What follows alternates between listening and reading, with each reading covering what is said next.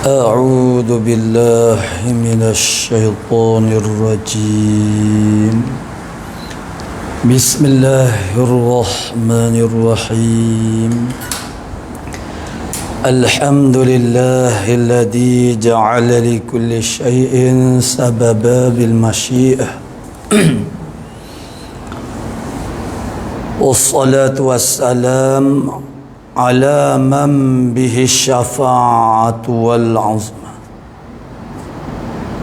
لمن آمن بالله ورسله أجمعين وعلى آله الطاهرين وأصحابه نجوم الهدى عدد كل حرف كتب ويكتب أبد الآبدين ودهر الداهرين اللهم فقهنا في الدين وعلمنا التأويل اللهم فقهنا في الدين وعلمنا التأويل اللهم فقهنا في الدين وعلمنا التأويل اللهم رب اشرح لي صدري ويسر لي أمري واحلل عقدة من لساني يفقه قولي أما بعد Bismillahirrahmanirrahim. Sambungan huraian Bismillahirrahmanirrahim yang kemarin kita ambil kalimah-kalimah daripada kalimah Bismillahirrahmanirrahim untuk dihuraikan sedikit sebanyak sebagai tabarukan, ambil tabaruk dengan kalimah itu sendiri, yang mana huraiannya adalah munasabah dengan ilmu. Munasabah dengan ilmu iaitulah ilmu yang kita nak belajar sekarangnya ialah ilmu usuluddin.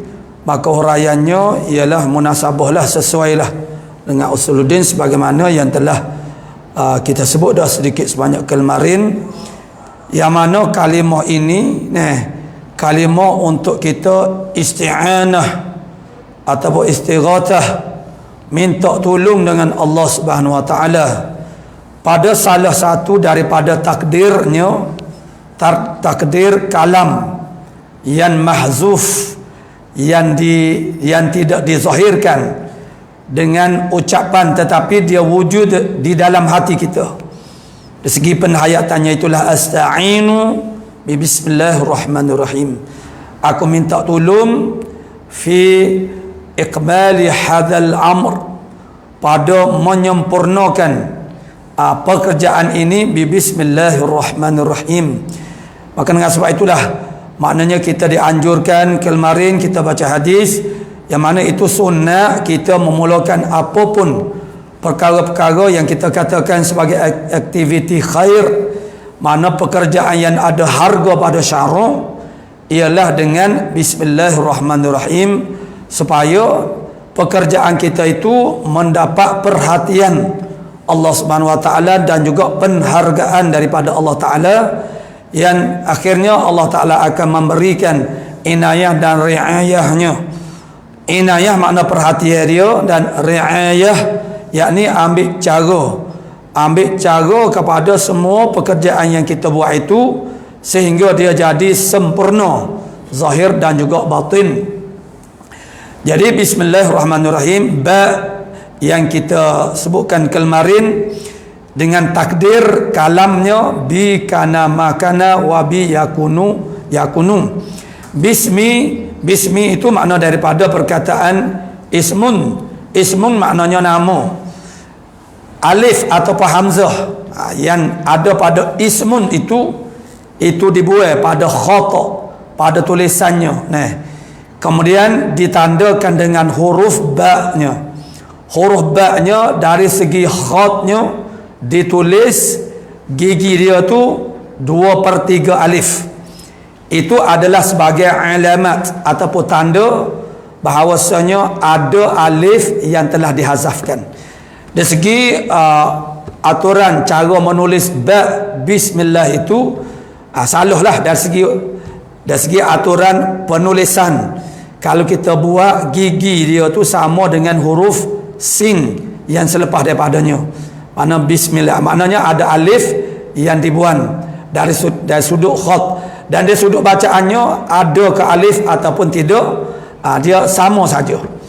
Kerana hamzah tu dia panggil hamzah bukan alif sebenarnya. Hamzah tu ialah hamzah wasal. Bila hamzah wasal, dia tidak sabit apabila pada masa kita wasal. Perkataan ismun ini dia ada dua istiqaq.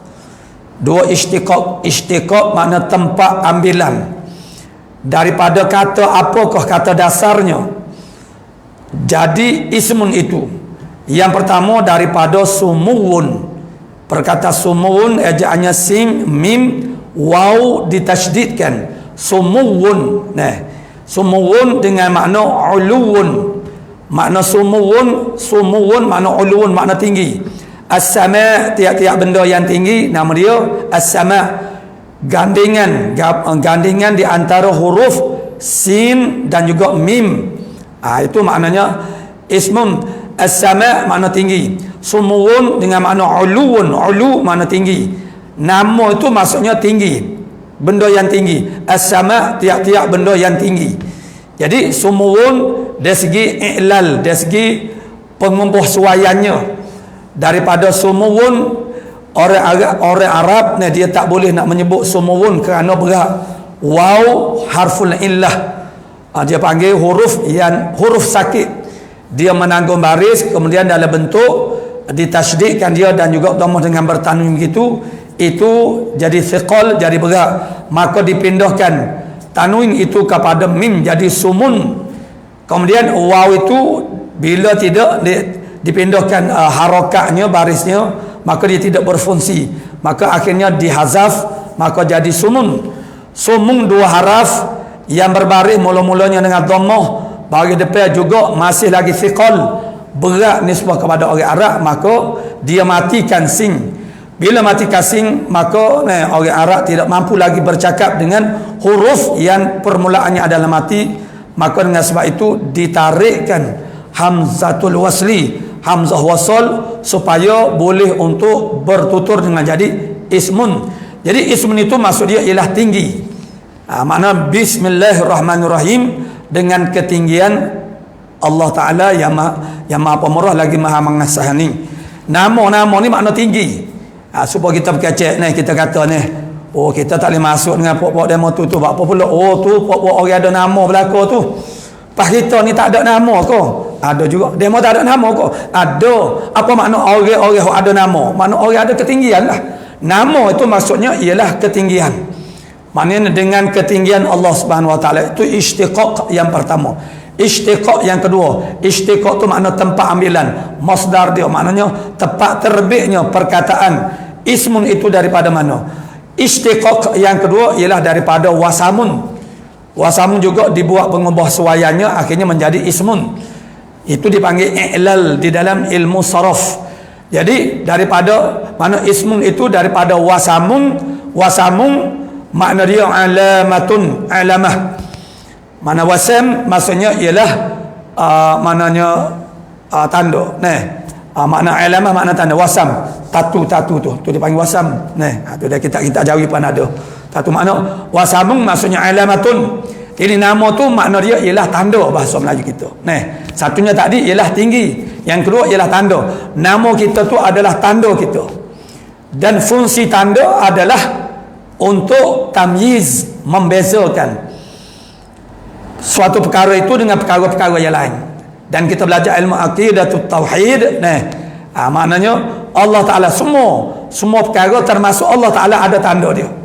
Tanda itulah yang menjadikan kita boleh tamyiz, kita boleh bezakan antara Tuhan yang sebenar, yang betul, dan Tuhan yang palsu.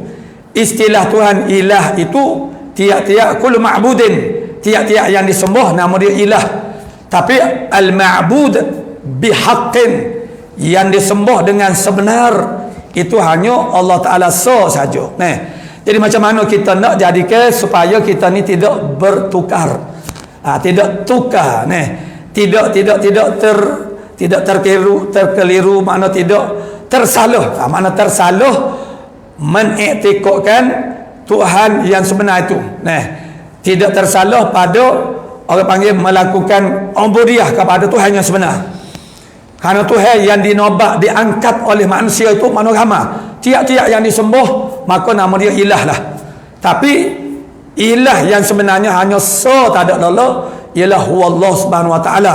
Oleh kerana ramai orang duk panggil Tuhan, itu Tuhan, ini Tuhan, maka mana satu Tuhan yang sebenar? Maka kita nak makrifah. Makna makrifah itu ditunjangi oleh makna tamyiz. Tamyiz tu makna boleh membezakan. Kenal itu makna kita tu boleh membezakan. Orang Kelantan panggil tak tukar dah. Maknanya misalnya bila kita turun daripada masjid, kita tak sauk selipar orang sebab kita kenal selipar kita. Tak tukar. Jadi kalau duk pergi sauk selipar orang bermakna tak kenal. Orang panggil tak kenal. Selipar sendiri pun tak kenal. Jadi maknanya supaya kita tidak tersalah i'tiqad, supaya kita tidak tersalah melakukan ubudiyah kepada Tuhan yang sebenar, maka asas dia mestilah bertitik tolak daripada makrifah, mengenali. Dan istilah budak sekarang pun orang panggil kalau bukan Tuhan lah. Kalau bukan Tuhan makna dia panggil kena bagi. Sebelum daripada kita bermuamalah apapun dengan sesuatu perkara itu, kita kena kenal benda tu dulu. Dan pengenalan itu ialah melalui ta'rif. Dan juga itu untuk perkara-perkara yang berbentuk maknawi. Dan segala sesuatu perkara itu dikenali dia dengan tanda-tanda. Termasuklah Allah Subhanahu Wa Taala pada peringkat orang panggil pengenalan yang paling asas, paling basic, ialah bersandarkan kepada tanda-tanda, alamah-alamah yang akhirnya dalam ilmu usuluddin disebut sebagai burhan mana barahin. Jadi maknanya dalil ni benda yang menunjukkan suatu kepada suatu perkara yang lain. Jadi ismun itu makna dia adalah alamah, makna tanda. Nama kita tu ialah tanda kita, maka tidak bertukar, tidak tersalah dah seseorang itu dengan seorang yang lain berdasarkan kepada namanya, hanya oleh kerana berlaku musytarikah, berkongsi nama tu mana Muhammad bin Abdullah itu begitu sekian ramai manusia yang mana, maka perlu dibuat tanda-tanda yang lain seperti nombor kad pengenalan itu tanda, nombor kod itu tanda, supaya boleh dibezakan pribadi seseorang itu dengan pribadi yang lain.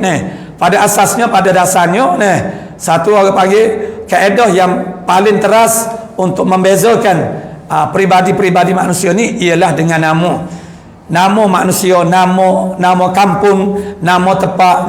Sebab apa? Berhajat kita kepada nama kerana nama itulah yang boleh mentakyinkan, menentukan suatu tempat, suatu benda. Rumah orang letak nama, tempat orang letak nama, kedai orang letak nama, supaya mudah ditandai akan dia. Mana nama itu ialah tanda itu sendiri, tanda sesuatu perkara itu, sehingga mudah menuju kita kepadanya, menuju kepada orang panggil sesuatu tempat. Kalau Allah Ta'ala Tuhan ada nama Allah dan juga nama-nama yang lain, supaya mudah menuju hati kita kepadanya.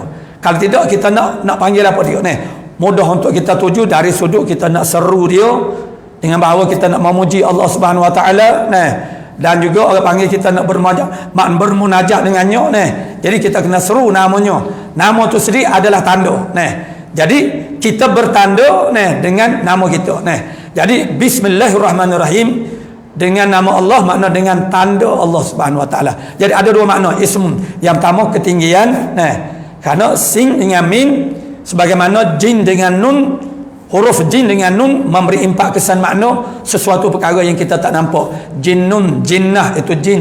Jannah syurga tak nampak, junnah perisai letak di depan tak nampak pun kita. Maknanya junun orang gila, makna gila dia tak nampak. Janin anak yang di dalam kandungan, nama dia janin. Janin makna benda tak nampak juga. Itu dia panggil kekhususan, makna sesuatu maziyah, kelebihan, keutamaan sesuatu kalimah. Begitu juga huruf sin dengan mim itu gabungannya yang mananya akan membawa kepada makna tinggi. Sumuwun, makna as-sama, samawat. Jadi ismun termasuklah ismun maksudnya tinggi. Bismillah, dengan nama Allah. Allah itu adalah alamun. Alamun itu maksudnya nama khas. Alamun lidzati wajibil wujud. Maknanya nama bagi Tuhan yang wajib, bagi zat yang wajib ada.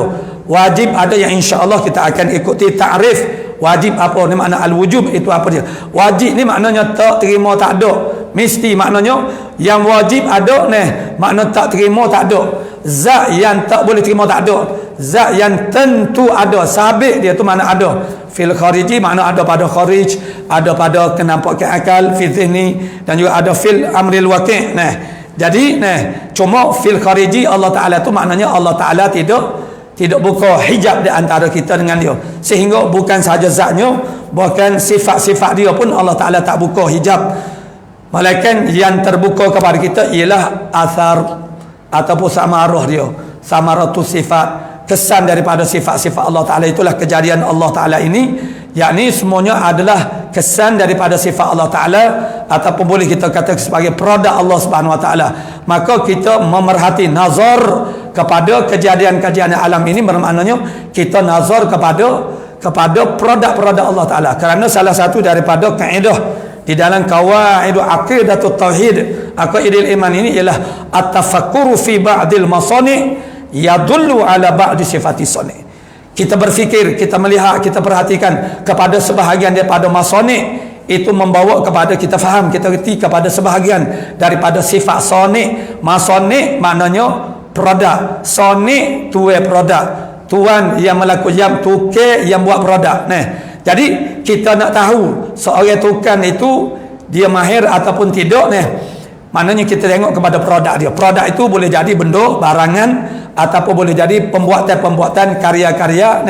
Umpamanya pemasangan mozaik, tukang mozaik, maka karya dia, produk dia ialah pemasangan mozaik itu.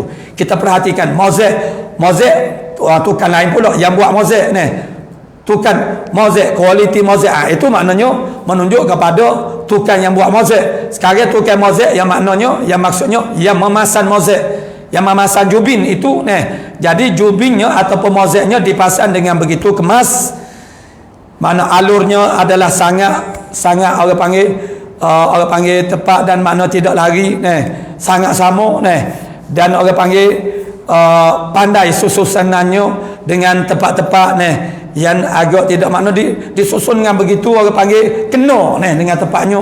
Maka kita tahulah bahasa tukang pasang mozaik ini adalah seorang yang benar-benar mahir, sehingga kita boleh merekomenkan dia kepada orang lain. Tetapi kalaulah kita tahu bahasanya pemasang mozaiknya tak berapa comel, maka begitu kita tahulah tukangnya tak pandai lah mana. Sehingga kalau orang tanya mana tukang mozaik kamu yang pasal mozaik rumah, kita kata tak payahlah, tak payah. Sebab apa kita tak payah? Ya, kerana rosak reputasi kita juga merekomenkan orang yang tidak mahir, tidak pandai. Jadi maknanya apa-apa saja orang panggil produk-produk. Kereta kita akak ibu tangan kepada kereta Jepun. Mana puji produk, hakikatnya puji tuan produk. Puji anak, tapi yang kemban hidungnya ialah bapa. Suka sengih ayahnya, poknya, puji anak dia. Bapa kerana anak dia tu ialah produk dia. Jadi maknanya nak tahu, nak mengenali seseorang, tengok kepada produk dia. Jadi seluruh kejadian alam ini adalah masani'ullah, masna', ataupun masna' maknanya masani' jamaknya maknanya produk-produk ataupun karya-karya Allah Subhanahu Wa Taala. Alamul alwi, alamul sufli, dan baina, di antaranya alam di atas, alam di bawah, dan alam yang tengah-tengahnya. Dan termasuklah maknanya anfusuna, makna diri-diri kita, jasad tubuh badan kita, kejadian fizikal kita, hak luarnya, hak dalamnya, semua tu adalah produk Allah Subhanahu Wa Taala.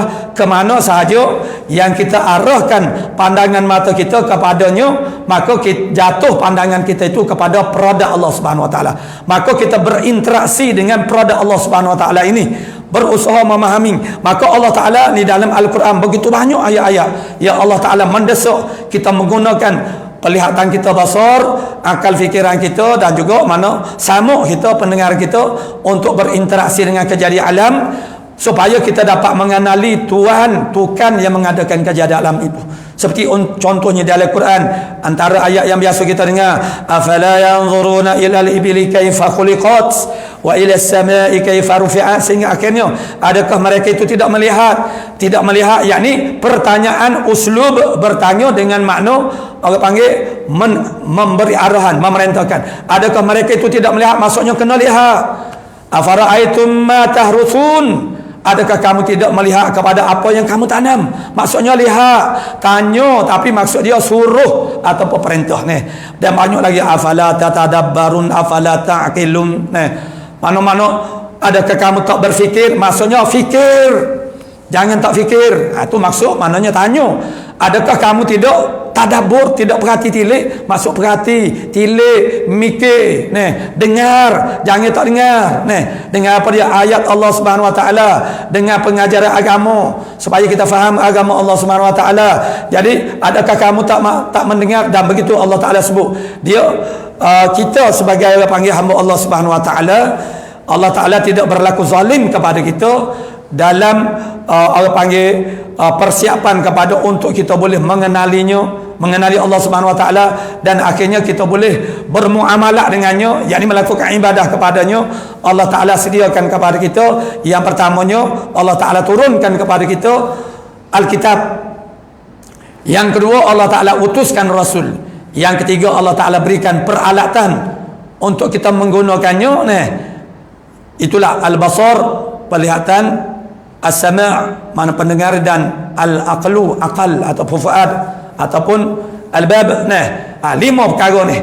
Adanya lima perkara ini, itulah yang orang panggil kita tidak boleh memberi alasan apa-apa pun untuk orang panggil kita tidak orang panggil melaksanakan tugasan kita yang Allah Ta'ala amanahkan kepada kita. Allah Ta'ala kirim kita ke alam ajsam sekarang, alam dunia ni bukan untuk saja-saja, dan kita tidak berasal daripada negara dunia ni, negeri dunia. Dengan sebab itu kita tidak akan kekal di sini. Allah Ta'ala hantar kita di sini untuk melakukan tugasan. InsyaAllah kita akan sentuh pada masa-masa akan datang. Jadi bismillah, mana dengan nama Allah, dengan ketinggian Allah, dengan tanda Allah Ta'ala. Allah Ta'ala pilih dua nama sifat untuk Allah Ta'ala, orang panggil kembarkan bersama dengan nama zatnya. Nama Allah Ta'ala yang tertinggi sudah tentulah nama yang dilalahnya kepada zat Allah Ta'ala. Allah itu nama dia panggil alamu zati wajibil wujud, mana nama kepada zat yang wajib ada. Maksudnya dia panggil nama bagi zat, nama zat maksudnya nama yang dilalah. Dilalah tu menunjuk perkataan Allah yang disebut sebagai lafzul jalalah ini kepada zat yang wajib ada. Jadi Allah dia tunjuk kepada zat. Kemudian ada nama-nama sifat. Nama-nama sifat seperti al-asmaul husna, itu nama-nama sifat. Ada juga dia panggil nama perbuatan, nama perbuatan Allah Ta'ala. Jadi nama-nama sifat, nama kadang-kadang kita panggil nama, kadang-kadang kita panggil sifat. Ada setengah orang dia keliru. Kita belajar sifat 20, kemudian nama-nama Allah Ta'ala ni pun panggil sifat juga. Allah Ta'ala bersifat dengan Rahman. Jadi ini sifat yang mana? Itu kerana kita orang awam, kita tidak membezakan. Sifat itu dia ada sifat zat, dia ada sifat mana nama sifat. Jadi Ar-Rahman, Ar-Rahim, dan banyak lagi 99 maknanya itu dia panggil nama yang merujuk dilalah perkataan ataupun nama itu ialah kepada sebahagian daripada sifat Allah Subhanahu Wa Taala. Ar-Rahman, apa makna Ar-Rahman? Kita ambil tafsir yang paling mudah dan yang jami' Ar-Rahman, Ar-Rahim, kedua-duanya adalah datang daripada rahmah. Masdarnya adalah rahmah, rahmatan. Jadi Ar-Rahman makna dia al-mun'imu bi jala'ilin ni'am. Ar-Rahman ialah al-mun'im yang memberi nikmat, bi jala'ilin ni'am, dengan nikmat yang kasar-kasar. Gabriel jala'ilin ni'am, jala'ilin ni'am, nikmat yang kasar-kasar itu ialah nikmat yang dapat diihsas, yang dapat diidrak, ataupun bahasa Melayu kita yang dapat diindera. Maksudnya yang dapat dikesan, ihsas yang dapat dikesan, idrak yang dapat didapat. bi ihda hawasil khams, dengan salah satu daripada hawas yang 5. Hawas yang 5 itu hasah, itu mufrad dia. Kata mufrad dia hasah. Mana hawas itu bahasa Melayu kita panggil indera. Mana 5 itu panca, itu bahasa Sanskrit. Panca indera itu bahasa Sanskrit dan sudah jadi bahasa Melayu. Kalau Indonesia dia ada Pancasila. Sila pun tu juga bahasa Sanskrit juga. Sila ni makna kerukunan. Duk selo lah, kita duk selo ni. Jadi panca maksudnya 5 Panca indera mana 5 indera. Hawasul khams. Salah satu daripada dia panggil sabab kepada ilmu hadis. Ilmu hadis. Hadis tu siapa dia? Kita makhluk ni lah hadis. Jadi pengajian ilmu tauhid kita memang dah biasa ada hawadis, hadis. Sumber kepada ilmu hawadis dia ada 3. Yang pertama al-khabaru al-mutawatir, al-khabaru sadiq, khabar yang sebenar, iaitu khabar yang mutawatir. Itulah daripada Allah dan juga daripada Rasulullah yang khabar mutawatir. Yang kedua ialah al-aqlus salim, akal yang sejahtera. Dan yang ketiganya adalah al-hawasul khams, panca indera. Mana indera yang 5 itu maknanya panca indera tu mana? Panca makna 5, penglihatan, yakni basar, samuk, syam. Syam ni pecium yang ada di hidung, zauq pekecap yang ada di lidah, dan perasa yang ada di seluruh permukaan kulit kita. Itu adalah alat untuk kita mendapatkan ilmu. Kita rasa bahan panas, maknanya kulit kita ni dapat rasa ada bahan panas, sehingga kita tidak mubasyarahkan akan benda yang panas itu. Maksud kita sentuh, kita tak sentuh, kita terhenti daripada menyentuhnya, kerana kita sudah dapat merasai bahan panasnya dengan deria rasa yang ada di seluruh permukaan kulit kita. Itu adalah sumber ilmu. Mana pecium, kita nak tahu bau itu wangi ke busuk kah, itu pecium. Pekecak nak tahu tawa, masin, sedap, lecah kau gapo, itu dengan pekecak yang ada lidah. Nak tahu orang panggil warna objek, benda-benda penglihatan, suara bunyi, dengan itu dia panggil panca indera. Salah satu daripada orang panggil sumber kepada ilmu kita hawadis. Jadi Ar-Rahman Al-Mun'imu bi jala'il ni'am, Tuhan yang memberi nikmat dengan nikmat yang kasar. Mana nikmat yang kasar? Jala'il ni'am, nikmat yang dapat diindera dengan mana-mana salah satu daripada 5 indera tadi.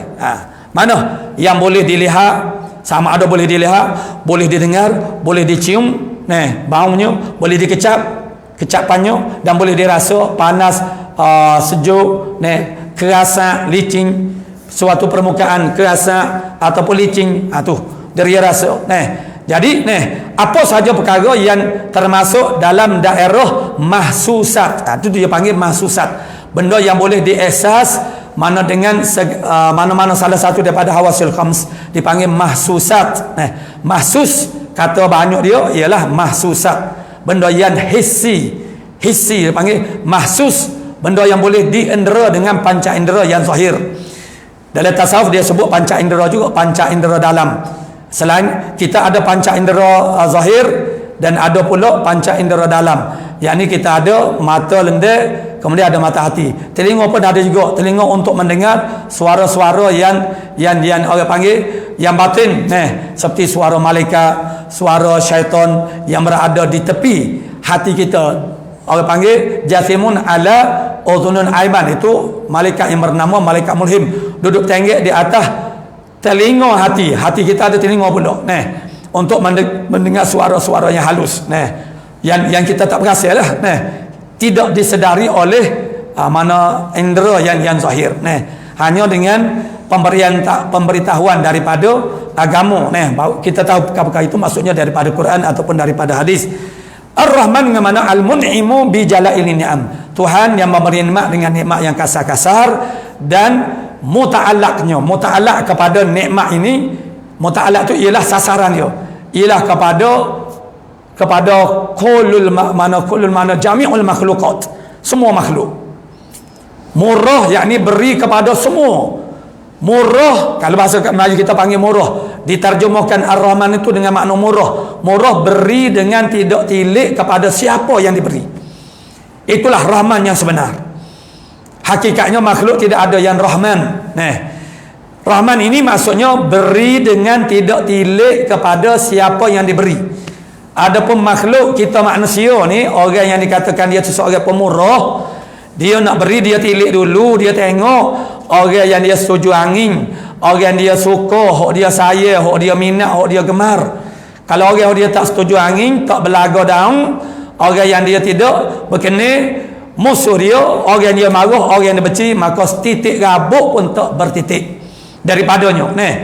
Tu murah makhluk. Murah Allah Ta'ala dia tak kira. Orang kafir, orang yang menentang Allah Ta'ala, melawan agama Allah Ta'ala, Allah Ta'ala beri juga, tapi min jalail ni'am, daripada nikmat yang kasar-kasar, harta benda, kemewahan hidup. Jadi kita tak perlu rasa terkilan. Kita orang beriman, kita orang Islam, jangan rasa pelik, jangan rasa heran kalau orang kafir ataupun orang Islam yang fasiq, orang yang bergelumbar dengan maksiat, tetapi dia sehat, dia dapat harta yang banyak, dia dapat kesenangan hidup di dunia. Jangan rasa pelik. Kerana itu sebenarnya adalah istidraj, permu daripada Allah Ta'ala. Dan orang panggil kerana Allah Ta'ala tu bersifat dengan Rahman. Allah Ta'ala tu pemurah. Allah Ta'ala tak kira mung lawan aku sekalipun aku beri juga. Maka itu menjadi ujian-ujian Allah Ta'ala dengan cara istidraj. Semua perkara yang berlaku dalam hidup kita ni adalah imtihanat, ujian-ujian daripada Allah Subhanahu Wa Ta'ala. Allah Ta'ala nak uji kita, baik susah, baik senang, semua tu adalah ujian berlaku. Jadi al-mun'imu bijalailin ni'am. Ar-rahim ialah al-mun'imu bidaqaiqin ni'am. Tuhan yang memberi nikmat, al-mun'im yang memberi nikmat, bidaqaiqin ni'am, dengan hok daqaiq ni mana yang halus daripada nikmat. Halus lawan kepada kasar. Tadi saya sebutkan maknanya kasar, bukan besar. Besar lawan dia kecil. Dalam pengajian ilmu akidah tauhid ini sangat penting. Penggunaan bahasa yang digunakan mestilah tepat dengan maknanya. Kalau tidak, maknanya kita makna-makna dia tu akan lari. Dan dalam akidah tauhid ini, makna ulama dah sebut li'anna khatara fihi makna azim. Risiko bahaya dalam ilmu akidah tauhid ini adalah sangat besar. Bahaya tu maksudnya kalau kita tersilap, kalau kita tersalah di dalam memahami aqaidil iman, bahayanya sangat besar. Kalau kita tersalah memahami dalam bab syariat, ya besar juga, tapi tak besar kesalahan yang kita lakukan dalam masalah akidah. Jadi kasar lawannya halus. Seperti kita kata syaitan, jin, malaikat, tu dia panggil makhluk halus. Kalau serangga-serangga tu orang tak panggil makhluk halus, dia panggil makhluk kecil. Cuma kita tak sebut je makhluk kecil. Kecil besar tu ialah melibatkan saiz, makna jisim. Kasar halus, ialah tentang orang panggil jenis, orang panggil jisim tu. Jisim yang kasar, jisim yang halus. Air jisim kasar, angin jisim kasar tapi dia lembut. Air apabila dia belaga, dia bertembung dengan suatu jamadat, benda yang keras, dia mengelak sebab dia lebih lembut daripada orang panggil tian. Itu di antara hikmah sebab apa dia menjadi alat untuk taharah. Tapi kalau air dia bertembung dengan angin lebih lembut. Angin yang akan mengalah. Dia lembut, dia kasar, termasuk dalam ajsam, mana jisim-jisim yang kasar. Jisim-jisim yang kasar. Adapun jisim yang kasar ni dia tidak boleh tadakhul. Sama-sama jisim kasar, dia tak boleh tadakhul. Tadakhul bermasuk-masuk ke. Kita tak boleh masuk dalam dinding ni, kita tak boleh masuk dalam tiang. Dalam tiang, sebab tu dalam bab semaya berjemaah, bila ada tiang di tengah-tengah, maka makmum itu tersenggan, maka tidak putus saf. Sebab apa? Sebab kita tak boleh, dia panggil ta'adzur, tak boleh masyaqqah, makna tak boleh nak masuk dalam tiang tu. Sebab dia makhluk kasar, kita makhluk kasar juga. Tapi hatu syaitan dia boleh masuk dalam tubuh badan kita. Sebab apa? Sebab dia makhluk halus. Maksud dia boleh menyelinap, dia boleh menyerap sehingga kepada saluran darah kita. Itu disebut oleh Nabi sallallahu alaihi wasallam. Jadi makna syaitan, hatu makna malaikat ada di tepi kanan hati kita, di tengok. Malaikat makhluk halus. Dengan kejadian halus, mana kejadian daripada unsur yang halus. Jadi maknanya malaikat daripada cahaya, syaitan daripada api. Jadi maknanya benda tu benda dia panggil unsur yang halus. Itu yang disebut daqaiqin ni'am. Jadi maknanya sesuatu yang halus dia boleh masuk dalam benda yang kasar. Kasar sama kasar tak boleh masuk. Tu. Jadi halus sama halus boleh, dia panggil tadakhul, bermasuk-masukkan. Jadi Ar-Rahim itu ialah Al-Mun'imu bidaqaiqin ni'am. Tuhan yang memberi nikmat dengan nikmat yang halus-halus. Apakah nikmat yang halus-halus? Tadi kita tak berikan contoh. Ar-Rahman nikmat yang kasar-kasar agak beriah. Harta benda, maknanya kesihatan juga termasuk nikmat yang kasar. Kerana kesihatan itu dia ada gejala-gejala yang zahir. Walaupun sihat itu adalah suatu makna, dia merujuk kepada suatu makna, tetapi dia ada gejala-gejala yang zahir. Oleh kerana gejalanya ialah pada peringkat zahir, maka dia termasuk dalam jala ilin ni'am. Kita sihat. Jadi itu yang diberikan oleh Tuhan Ar-Rahman. Ar-Rahim nikmat yang halus-halus, besar nilainya tapi halus. Iman, hidayah, taufik, inayah, riayatillah, mana peliharaan Allah Subhanahu Wa Taala, pertolongan Allah, semua tu dia panggil min daqaiqin ni'am. Itu Allah Taala berikan hanya kepada orang beriman saja. Orang yang tak beriman tidak berhak untuk mendapat nikmat yang halus ini. Sebab itulah susunan Bismillahirrahmanirrahim ini ialah Bismillah Ar-Rahman dulu, barulah Ar-Rahim. Begitu ada dalam kitab Balaghah, kitab syarah kepada Jauhar Maknum, dia buat persoalan mengapa disusun Ar-Rahman dulu baru Ar-Rahim. Sepatutnya uslub ataupun metod balaghahnya, apabila dua perkataan ataupun tiga ataupun lebih yang bersumberkan daripada sumber yang sama, kalau sumber dia lain-lain, itu tak ada kisah. Bila dia bersumber daripada sumber yang sama, yakni Ar-Rahman datang daripada Ar-Rahmah, Ar-Rahim juga datang daripada perkataan Ar-Rahmah juga, maka susunannya mestilah ala sabilit taraqi, di atas jalan menaik, yakni orang panggil yang rendah daripada rendah kepada yang tinggi. Ar-Rahim, Ar-Rahman itu dia panggil ablagh, sebab orang panggil binaan kalimahnya adalah lebih banyak daripada binaan kalimah Ar-Rahim. Jadi Rahman, ejaan Rahman, Ra, Ha, Mim, Alif, Nun, ada 5 huruf. Walaupun naskah makna Kha Osman ni dia tidak tulis alif selepas daripada Mim, tapi ada alif. Begitu ditandakan patah gitu kata orang tua. Jadi Rahman, sebab tu dalil dia bila kita waqafkan dia kita panjang Ar-Rahman. Kalaulah tidak ada alif selepas daripada Mim, kita kena baca banduk mana pendek Ar-Rahman. Begitu. Bermakna ada alif. Jadi ejaan dia ada 5 huruf. Rahim, Ra, Ha, Ya, Mim ada 4 huruf. Maka orang panggil ziyadatul mabani itu maknanya menunjuk kepada makna ziyadatul ma'ani, makna bertambah makna. Maka sepatutnya susun Ar-Rahim dulu barulah Ar-Rahman dari sudut balaghah.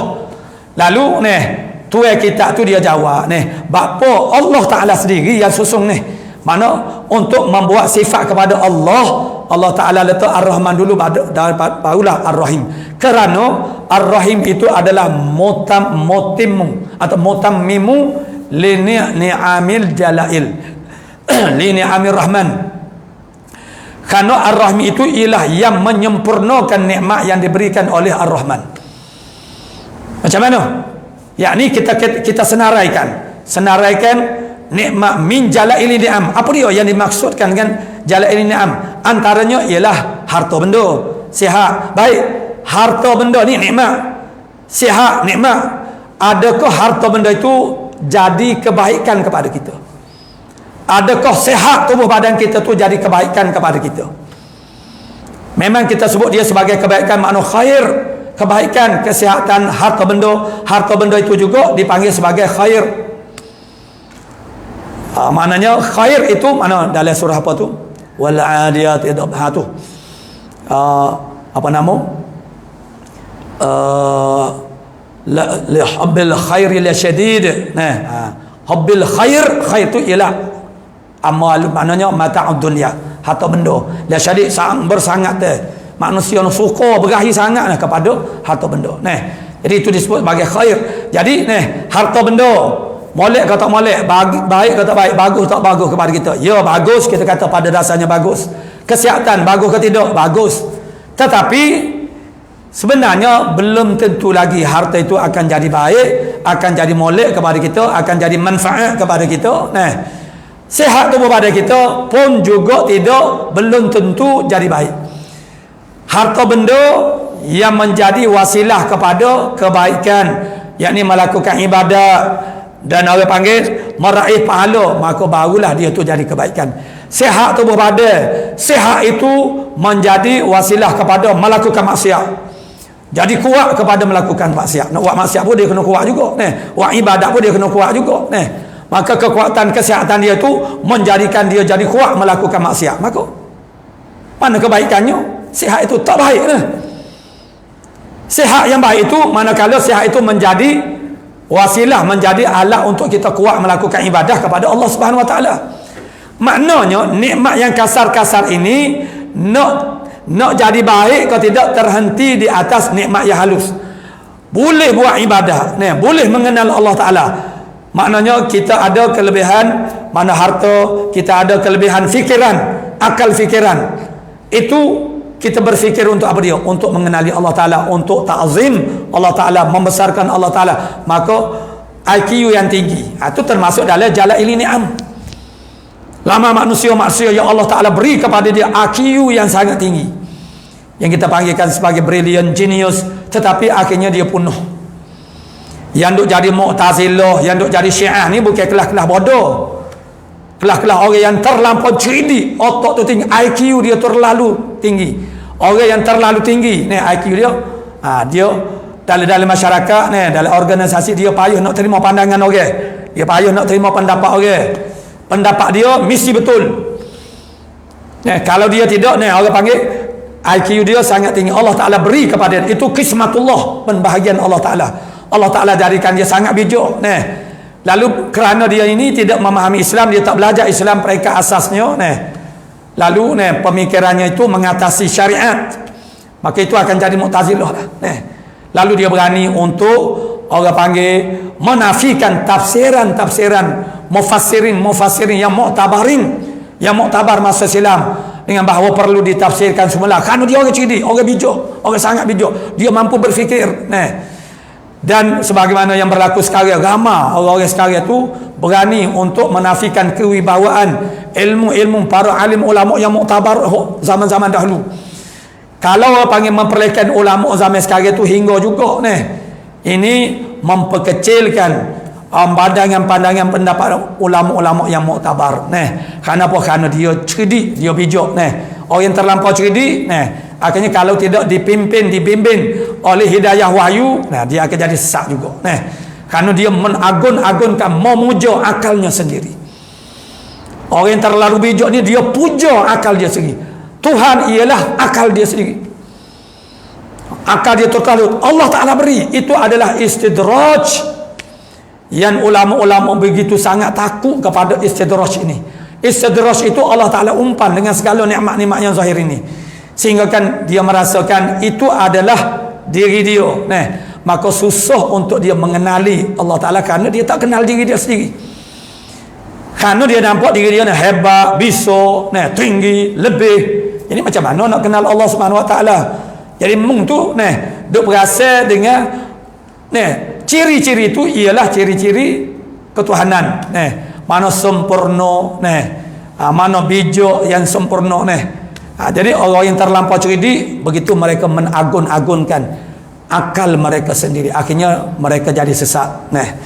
Jadi Ar-Rahman, sebab Ar-Rahim itu tak sempurna. Bapa disusun Rahman dulu baru Rahim, sebab Ar-Rahim itulah yang menyempurnakan nikmat yang diberikan oleh Ar-Rahman. Ar-Rahman memberikan nikmat yang kasar-kasar seperti harta. Harta itu jadi kebaikan kalau tidak kepada kita, terhenti kepada hidayah taufik daripada siapa? Daripada Ar-Rahim, Allah Ta'ala juga. Cuma iktibar nama saja perbezaannya. Allah Ta'ala satu, yang satu itu juga Ar-Rahim yang memberi nikmat apa dia? Nikmat yang halus kepada dia. Hartanya itu disalurkan, digunakan untuk dengan satu slogan kalimah yang biasa kita sebut li'a'la'i kalimatillahi hiyal ulia, untuk meninggikan kalimah Allah, yakni dinullah, makna agama Allah Ta'ala yang ianya tinggi. Harta benda kita, kesihatan kita, kemampuan berfikir kita disumbangkan untuk perkara-perkara yang boleh membangun dan memajukan agama. Maka barulah cerdik kita itu jadi manfaat, jadi kebaikan kepada kita, jadi nikmat yang benar-benar nikmat, kerana dia membawa kepada nikmat yang sebenar, yakni nikmat di akhirat kelak. Apabila seorang itu betul sah dari segi agamanya, imannya, akidahnya, dan juga muamalahnya dengan Allah Subhanahu wa taala. Jadi Ar-Rahim itu menyempurnakan nikmat yang diberikan oleh Ar-Rahman. Allah khas pada lafaz, khas pada makna. Khas pada lafaz bermakna kita tidak boleh tasmiyah, memberi nama kepada yang selain daripada Allah dengan nama Allah, haram mutlaqan. Nah, itu dipanggil khas pada lafaz. Khas pada makna, makna lafzul jalalah Allah itu ialah suatu nama yang menunjuk kepada zat yang wajib ada. Nah, itu dipanggil khas pada makna. Ar-Rahman khas pada lafaz, am pada makna. Khas pada lafaz tak boleh kita menamakan sesiapa pun dengan Rahman, tak boleh, melainkan kita sandarkan kepadanya perkataan Abdur Rahman, barulah tak apa. Nah, tapi kita nak letakkan Rahman, dia khas pada lafaz, tapi am pada makna, umum pada makna, yakni murah Allah Ta'ala itu kepada sekalian makhluk, mencapai seluruh makhluk. Ar-Rahim am pada lafaznya dan khas pada makna. Am pada lafaz, makna Rahim boleh kita letak nama orang Rahim, Ar-Rahim, walaupun tidak sandarkan Abdun kepada Abdur Rahim, boleh Ar-Rahim sebab dia umum pada lafaz, tapi khas pada makna. Apa makna khas pada makna Ar-Rahim? Yakni kasih sayang Allah Ta'ala, kasih belah Allah Ta'ala hanya tertuju kepada al-mu'minina sahaja, yakni kepada orang-orang beriman sahaja. Orang yang tak beriman kepada Allah Ta'ala tidak berhak mendapat kasih sayang Allah Subhanahu wa Ta'ala.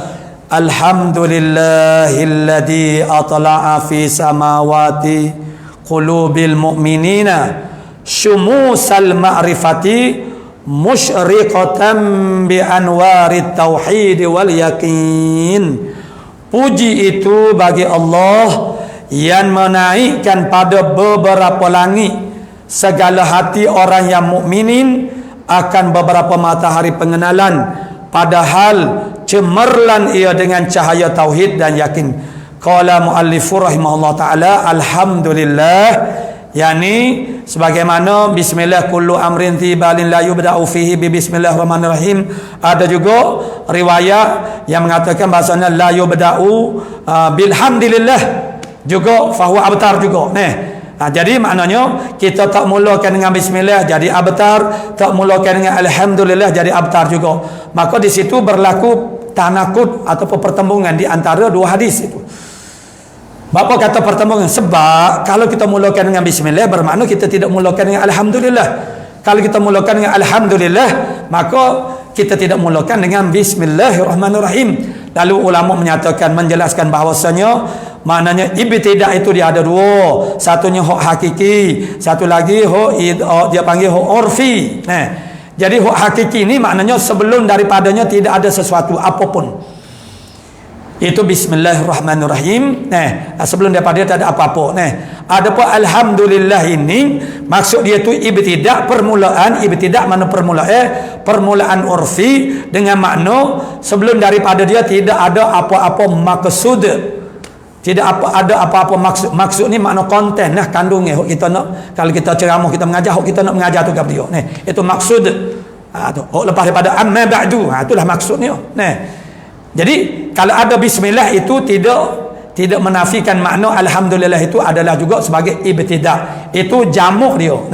Dia kerana apabila berlaku tanakud dua hadis yang sama-sama sahih misalnya, maka tak boleh kalau dua hadis itu ada yang lebih kuat daripadanya, itu boleh diketepikan, maksudnya yang lemah.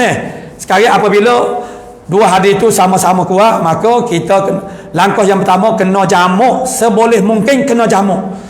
Jamak ni makna kita kena himpunkan makna kedua-kedua supaya diamalkan makna hadis.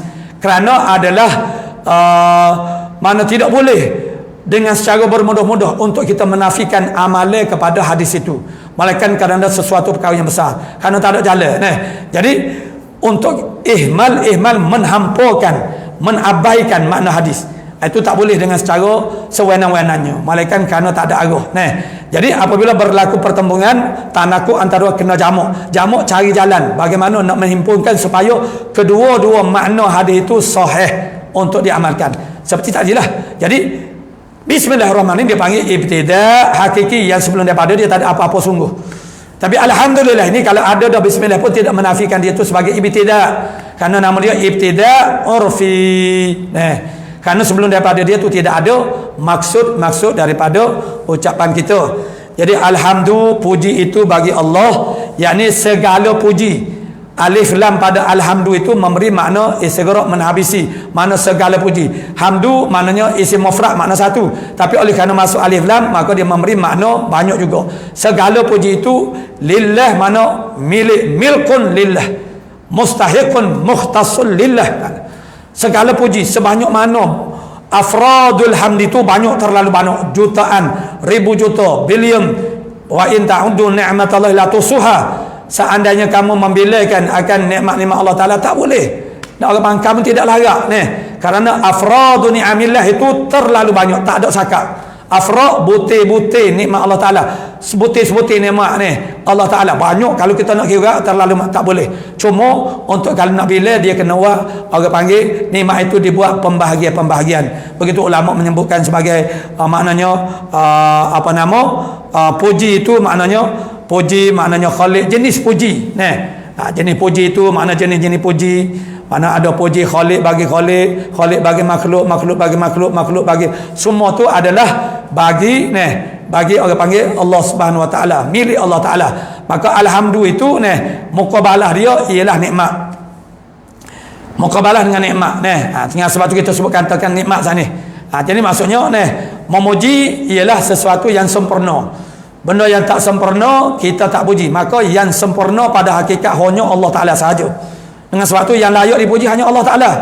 Mana segala puji itu adalah milik bagi Allah Ta'ala 100%. Kita tak memilih, kita tak berhak dipuji. Tetapi dipuji juga atas jalan majazi. Mana pinjamnya, maknanya akhirnya kalau orang puji kita, kita kena kembalikan, pelokeh balik puji itu kepada tuan dia. Itulah Allah Subhanahu Wa Ta'ala. Dengan sebab itu bila orang puji kita, kita kata alhamdulillah. Alhamdulillah, kita segala puji itu ialah milik Allah, bukan aku. Mustahiqum, berhak hanya bagi Allah Ta'ala. Muhtasun, itu takdir kepada lam tu dia ada takdir dia lillah, ialah tertentu, terkhusus kepada Allah Ta'ala sahaja. Jadi kita tidak layak untuk dipuji. Puji itu bagi Allah Ta'ala, dan itu adalah apa dia dipanggil sebagai menisbatkan kamalat Allah Ta'ala, menisbatkan kesempurnaan Allah Ta'ala. Puji itu dia panggil menisbatkan kesempurnaan Allah Ta'ala. Kita menetapkan kesempurnaan Allah Ta'ala. Kalau takdis, tasbih, menafikan kekurangan Allah Ta'ala. Subhanallah, Maha suci Allah Ta'ala, makna cuci minyak Allah Ta'ala daripada endaqaiqin naqais, daripada debu-debu kekurangan. Mana Allah Ta'ala ni tak ada kekurangan sebesar debu pun tidak ada. Maka bila kita bertasbih subhanallah, subhana rabbiyal azim, azim subhana rabbiyal, tak kira lah. Maha suci Allah, suci daripada kekurangan. Dia panggil secara mantuk ni perkataannya itu menafikan kekurangan. Mafhum dia menisbatkan kesempurnaan Allah Ta'ala. Begitu juga alhamdulillah, mantuknya butir katanya menisbatkan kesempurnaan, mafhum dianya menafikan kekurangan.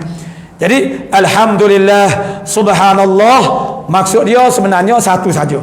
Cuma dari sudut dia panggil mantuk dan mafhum. Mafhum tu benda yang kita faham sebalik daripada kata-kata. Bila kita kata alhamdulillah, segala puji itu hanya milik bagi Allah Ta'ala sahaja, bermakna kita menafikan kekurangan di Allah Subhanahu Wa Ta'ala. Jadi puji itu hanya milik bagi Allah. Siapa dia Allah Ta'ala? Allah Ta'ala membawa sifat di sini, alladzi atla'a fi samawati qulubil mu'minin, Tuhan yang menaikkan pada beberapa langit segala hati orang yang mukminin. Di sini berlaku beberapa kaedah balaghah. Antaranya ialah takdim ma haquhu at-takhir wa takhir ma haquhu at-takdim. Mendahulukan apa yang sepatutnya duduk kemudian, mengkemudiankan perkara yang sepatutnya duduk dahulu, seperti iyyaka na'budu. Asalnya laras bahasa na'budu iyyaka, Allah Ta'ala pasing itu untuk ifadati makna al-hasri, untuk menifadah, memberi faham makna hasar. Hasar maksudnya simpan. Simpan. Iyyaka, akan dikau sahajalah ya Allah. Na'budu, kami sembah. Kalau kata na'budu iyyaka, kami sembah akan dikau, boleh jadi sembah juga yang lain. Itu mafhumnya. Saya makan nasi, mafhum dia apa dia?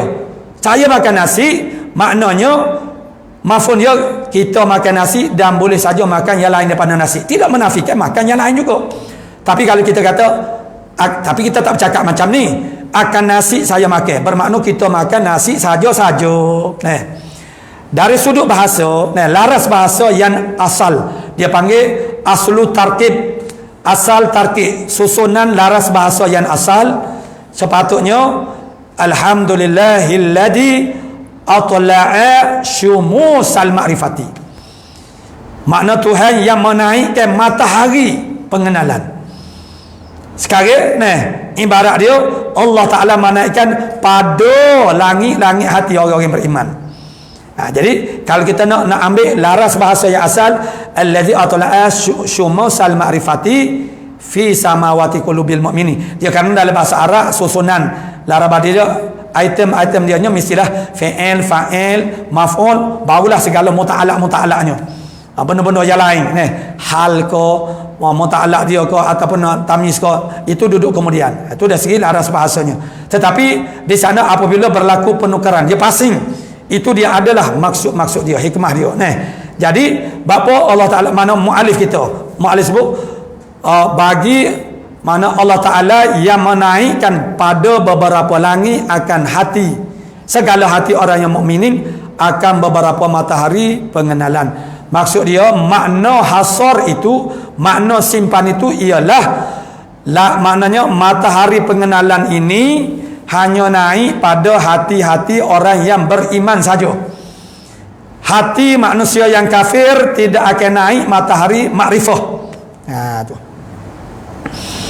Itu dia panggil kaedah hasar, seperti iyyaka na'budu, akan dikau sahajalah yang kami sembah. Maknanya hati-hati orang beriman, akan hati-hati orang beriman sahajalah yang boleh naik, ada potensi naik matahari makrifah. Orang kafir tidak akan naik matahari makrifah. Kemudian di situ berlaku pula dia panggil idafah musyabbah bih kepada musyabbah, idafah lujainil ma', yakni seperti kelmarin, kebun-kebun harap yang disepertikan seperti kebun. Di sini Allah Ta'ala memperlah kedua tempat. Yang pertamanya langit segala hati orang yang mukminin. Maknanya mu'alif kita Syekh Ahmad Fatani, dia mentashbihkan, menyerupakan langit, menyerupakan hati orang yang mukmin itu seperti langit. Hati orang beriman itu seperti langit.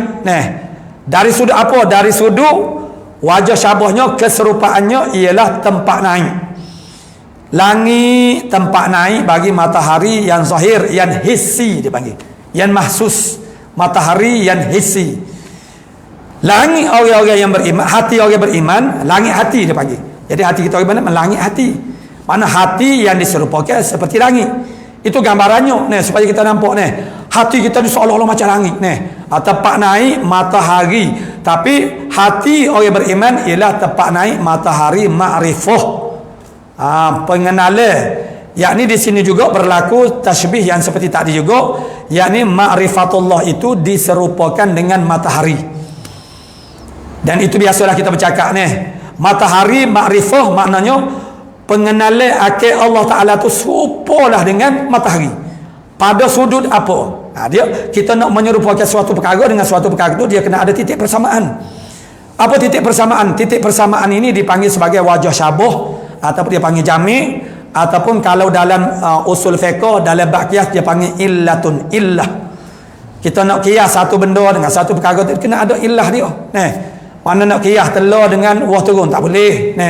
Mana nak qiyas orang jual sayur di pasar, di teman dia capok-capok buah timun, buah terung, lepas tu dia telur nak capok juga tak boleh, jatuh pecah, terung jatuh tak pecah. Jadi makna apakah persamaan matahari dengan makrifah. Persamaannya ialah pada pihak mencerahkan. Kalau matahari yang zahir ini dia mencerahkan alam buana ini, dan mencerahkan dengan cahaya matahari. Ini cahaya makrifah. Matahari dia mengeluarkan cahaya, makrifah juga mengeluarkan cahaya.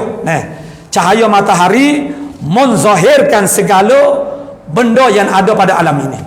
Fungsi cahaya ialah menzahirkan benda yang sudah wujud. Bukan cahaya tu dia mewujudkan suatu perkara, tidak. Cahaya itu dalam peribahasa, dalam kitab hikam dia bahas perkara ni. Cahaya tidak mewujudkan suatu perkara.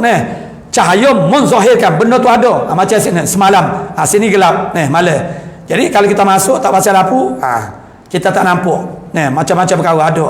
Tapi bila kita buka lampu, ada cahaya, maka cahaya itu menzahirkan, menzahirkan segala sesuatu yang ada.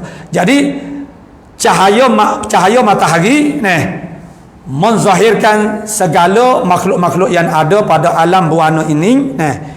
Dan cahaya makrifah menzahirkan kita kepada haqaiqul asya, segala hakikat sesuatu, termasuklah Allah Subhanahu Wa Taala, sehingga kita tidak bertukar dah, tidak keliru, tidak bertukar antara Tuhan dengan makhluk.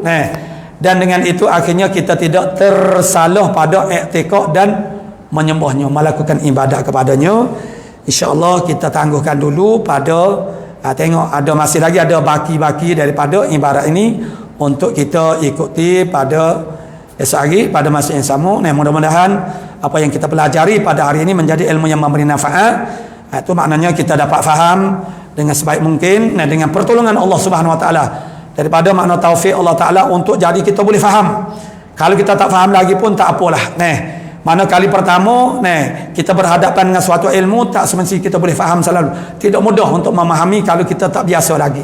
Sebab itulah bila kita belajar di pondok, kita belajar kitab Faridah. Lepas tu mari Misbahul Main belajar pula. Mari kita lain belajar pula, padahal ilmu yang sama. Permulaan kita belajar memanglah setengah orang tu gelak gelemak, hitam pekat, tak nampak apa-apa pun. Tapi setengah orang tu dia dah terbuka dah. Itu bergantung kepada rezeki yang Allah Ta'ala beri kepada kita. Itu rezeki, yakni Allah Ta'ala buka babul fahmi, babul ilmi. Kita faham, kita dapat ilmu kerana Allah Ta'ala buka pintu faham dan pintu ilmu itu. Mudah-mudahan Allah Ta'ala sentiasa membuka pintu faham kita sehingga kita rasa mudah.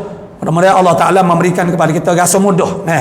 Maksudnya ialah untuk kita tu orang panggil berusaha untuk memahami ilmu ini khususnya, itulah ilmu akidah tauhid. Manakala Allah Ta'ala bersama dengan kita dengan bahawa kita mengucapkan Bismillahirrahmanirrahim, secara simboliknya itu akan menjadikan semua perkara itu adalah jadi mudah. Ila akhir wallahu subhanahu wa ta'ala a'lamu bisawab. A'udzu billahi minasyaitonir rajim. Bismillahirrahmanirrahim.